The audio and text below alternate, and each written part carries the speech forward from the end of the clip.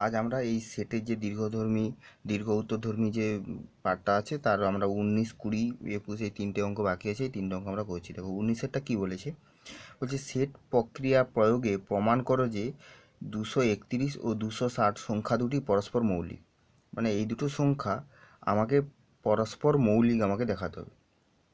কী বলছে, এই এই এই যে সংখ্যা 260 এগুলো মৌলিক নয়, এই সংখ্যাটা মৌলিক নয় বা এই সংখ্যাটাও মৌলিক নয়, কিন্তু আমাকে এই সংখ্যা দুটো পরস্পর মৌলিক সংখ্যা সেটা আমাকে দেখাতে হবে। মানে কি, এই দুটো সংখ্যার মধ্যে মানে এক ছাড়া অন্য কোনো উৎপাদক থাকবে না, সেটা আমাকে দেখাতে হবে। তাহলে দেখো এটা কেমনভাবে হচ্ছে সেট প্রক্রিয়ার সাহায্যে। তাহলে দেখো প্রথমে আমি কি করছি, প্রথমে দেখো আমি ধরে নিচ্ছি যে এদের উৎপাদক বা গুণনীয়কগুলো আমরা বের করছি। কী বলছি না, 231-এর গুণনীয়ক আর এবং 260 যেটা তার আমরা গুণনীয়কের সেটগুলো আমরা লিখছি। দেখো কেমন হবে, ধরা যাক। তাহলে প্রথমে ধরে নিলাম যে 231 ও 260-এর গুণনীয়কের যে সেটটা আমরা তৈরি করব, সেই সেটটা আমরা প্রথমটার জন্য 231-এর জন্য এ সেট ধরলাম আর 260-এর জন্য বি সেট ধরলাম। তাহলে এ সেটটা কী হবে,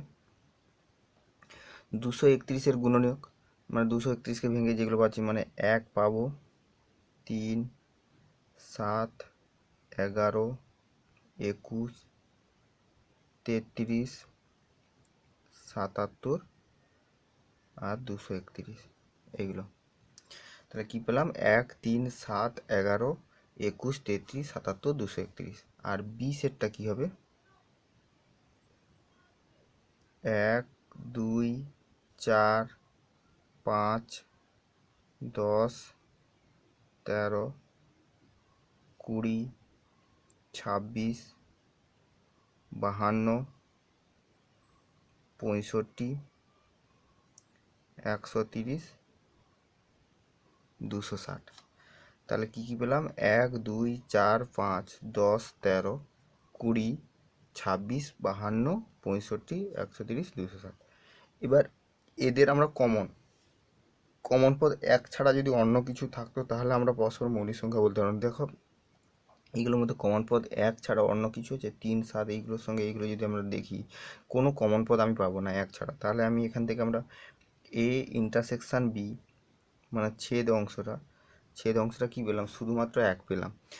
আর যেহেতু আমরা 1 পেলাম তাহলে এখান থেকে আমরা ইমপ্লাই দ্যাট মানে এখান থেকে কী বলতে পারবো যে 231, 260 সংখ্যা দুটি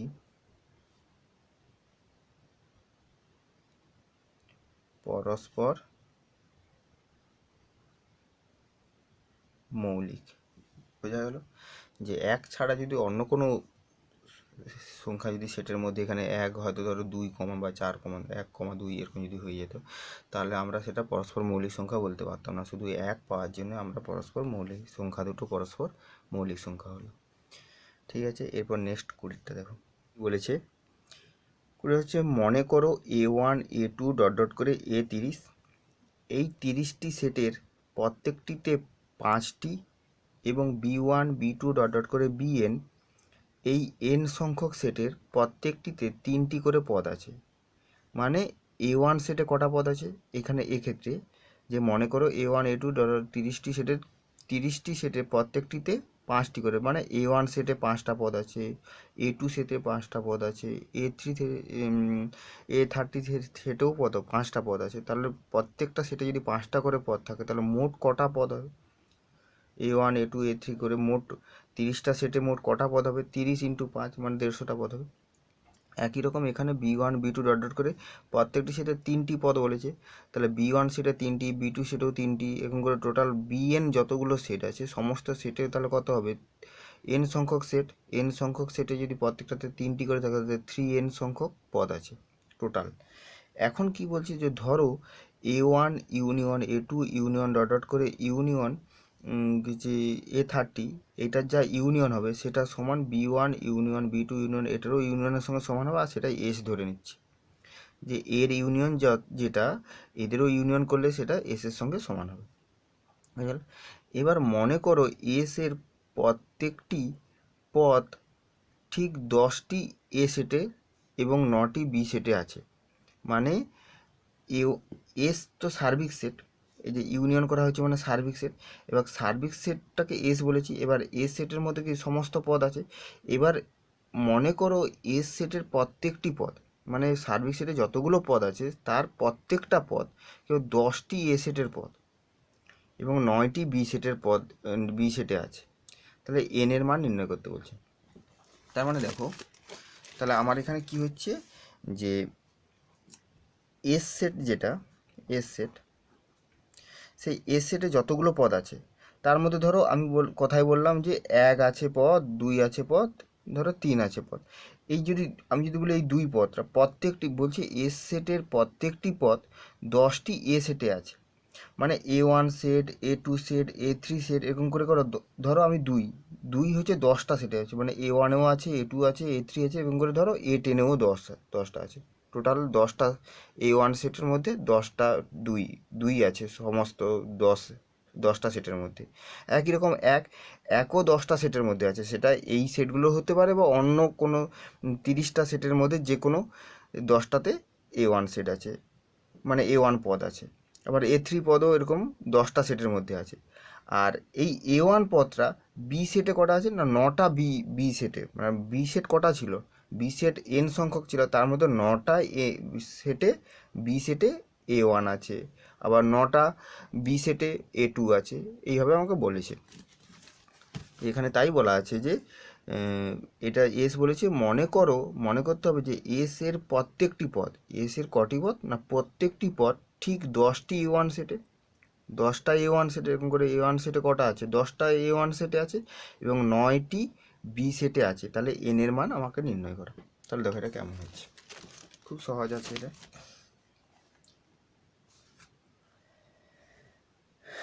তাহলে দেখো, যেহেতু আমার কি বলেছে প্রথমে এস সমান কি বলেছে, এস সমান প্রথমে A1 এর ক্ষেত্রে বলছি, এস সমান কত, A1 union A2 union dot dot করে ইউনিয়ন A30।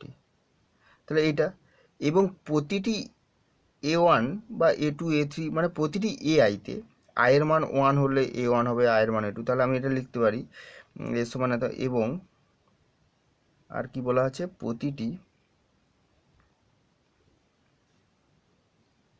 আইতে কটি করে পদ আছে না, 5টি করে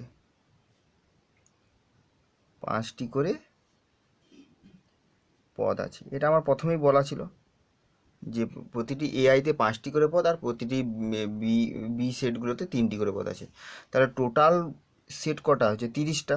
তার মধ্যে প্রতিটি এআই মানে কি, আয়ের মান যদি 1 হয় A1 সেট, আয়ের মান 2 হলে A2 সেট, আয়ের মান 3 হলে A3 সেট, এরকম করে প্রতিটি সেটে কটি করে পদ আছে, 5টি করে পদ আছে। তাহলে মোট পদ সংখ্যা কটি হবে, মোট পদ সংখ্যা টোটাল 30টা পদ, 30টা সেট, আর প্রত্যেকটাতে 5টা করে হলে 30 × 5 মানে 150টি। মোট পদ সংখ্যা সমান 150। এতটা বোঝা গেল।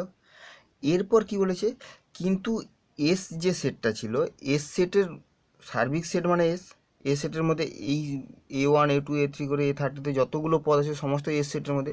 এবার এস সেটের প্রত্যেকটি পদ, এবং প্রত্যেকটি পদ কটা না 10টা এ সেটের মধ্যে আছে, 10টা এ সেটের মধ্যে। তাহলে 10টা এ সেটের মধ্যে যেহেতু আছে, তাহলে পরের যে এই পদটা, ধরো এক পদ 10টা এ সেটের মধ্যে আছে, 2 পদ আরও বাকি 10টা এ সেটের মধ্যে, 3 পদ আরও 10টা এ সেটের মধ্যে, এরকম করে প্রত্যেকটা পদ কত, 10টা। তাহলে কি এই যে প্রত্যেকটা এস সেটের প্রত্যেকটা পদ 10 বার করে আছে, প্রত্যেকটা পদ 10 বার করে আছে, বোঝা গেল। তাহলে এস সেটের পদ সংখ্যা কত হবে, তাহলে টোটাল তো আমি এখান থেকে এটার মোট পদ সংখ্যা আমি কত বললাম, 150। এই 150কে যদি আমি 10 দিয়ে ভাগ করে দিই, কারণ এইটার মধ্যেই তো প্রত্যেকটাতে 10টা করে পদ আছে, মানে 10টা A1 A2 A3 করে 10টাতে একটা করে পদ আছে। তাহলে একটা পদ কবার হচ্ছে, 10 বার হচ্ছে। তাহলে আমি যদি এখন 10 দিয়ে ভাগ করে দিই, তাহলে এস সেটের পদ সংখ্যা পেয়ে যাব। তাহলে এস সেটের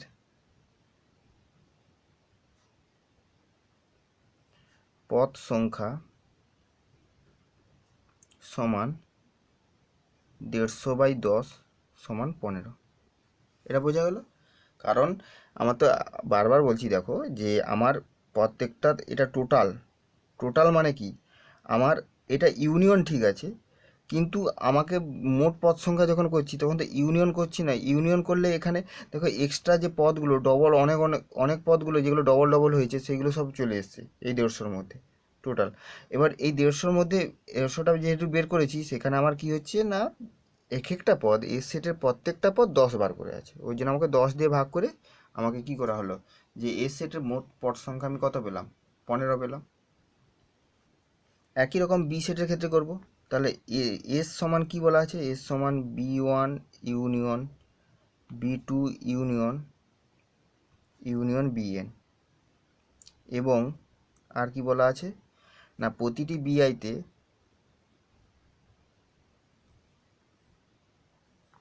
বিআইতে কটি করে পদ আছে, 3টি করে, 3টি করে পদ আছে।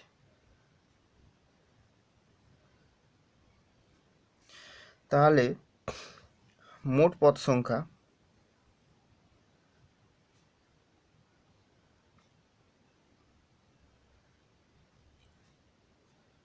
n সংখ্যক সেটে 3টি করে পদ, তাহলে মোট পদ সংখ্যা কত হচ্ছে 3n। এখন কি বলা আছে না, এস সেটের প্রত্যেকটা পদ এবার কটা বি সেটে আছে না, 9টা বি সেটে আছে। তাহলে এখানে লিখব কিন্তু এস সেটের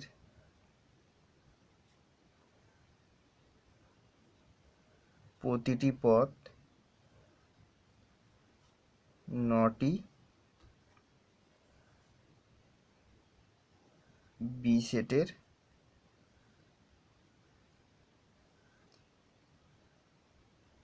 মধ্যে আছে।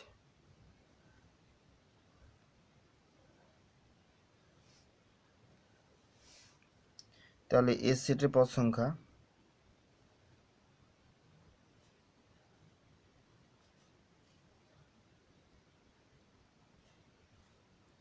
3n/9 সমান n/3। তাহলে প্রশ্নানু এইখানে একটু লিখে দিলে হতো, এই যে 10 দিয়ে ভাগ করছি এখানে আমার লিখলে হতো কিন্তু এস সেটের প্রতিটি পদ এস সেটের প্রতিটি পদ 10টি এ সেটের মধ্যে আছে। এই কথাটা এখানে লিখে দিলে ভালো হয়, ঠিক আছে। তাহলে এইটা হলো, তাহলে প্রশ্নানুযায়ী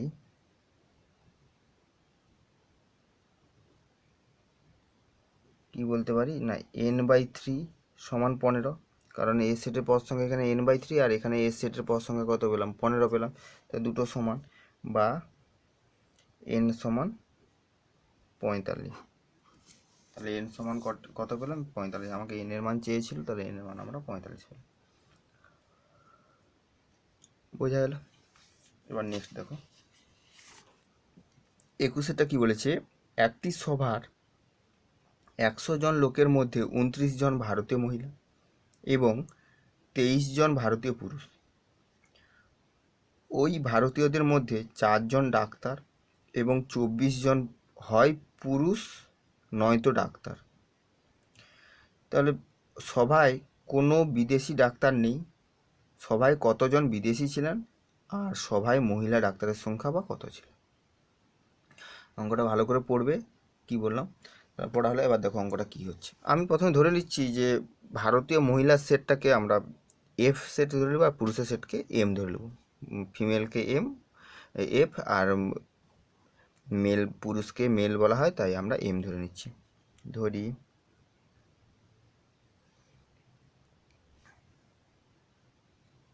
ভারতীয়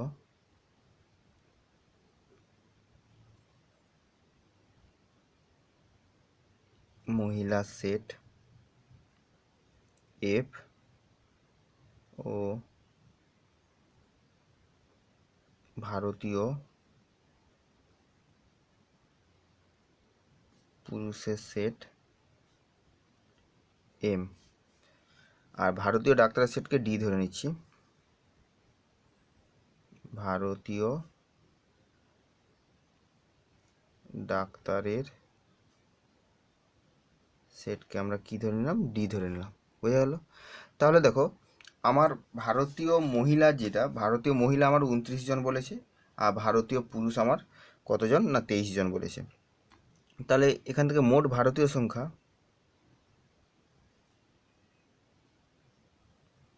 ভারতীয়দের